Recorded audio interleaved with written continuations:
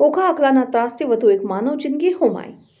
સમસ્ત સુન્ની મુસ્લિમ ઓખા ભડેલ જમાતના પટેલ કરીમભાઈ મંગાભાઈ ચાવડાનું કમકમાટી ભર્યું મોત નીપજ્યું।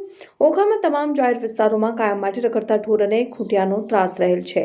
અહીં દાનવીરના દીકરાઓ જાહેર રસ્તા ઉપર નીણ નાખીને દેખાવડો કરે છે। અહીં રસ્તા ઉપર ચાલવું મુશ્કેલ થઈ પડે છે। સ્કૂલે જતા નાના ભૂલકાઓ અને વડીલોનો તો ઘરની બહાર નીકળવું મુશ્કેલ બને છે।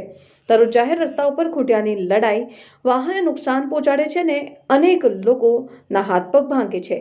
ક્યારેક લોકોની જાન પણ ગુમાવવું પડે છે। આજે ઓખા ગાંધીનગરી ભૂંગા વિસ્તારમાં અવાજ ખૂંટ્યા એ સમસ્ત સુન્ની મુસ્લિમ સમાજ ઓખા ભડેલ સમાજના પટેલ કરીમભાઈ મંગાભાઈ ચાવડાને હડફેટે લીધા હતા, જેઓને જામનગર હોસ્પિટલમાં રિફર કર્યા બાદ કમકમાટીભર્યું મોત થતા સમાજ સાથે લોકોમાં રોષ વ્યાપ્યો છે।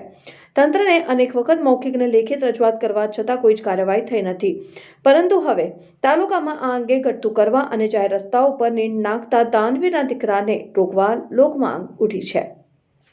રિપોર્ટર હરેશ કોકાણી, તન્ના સમાચાર, ઓખા।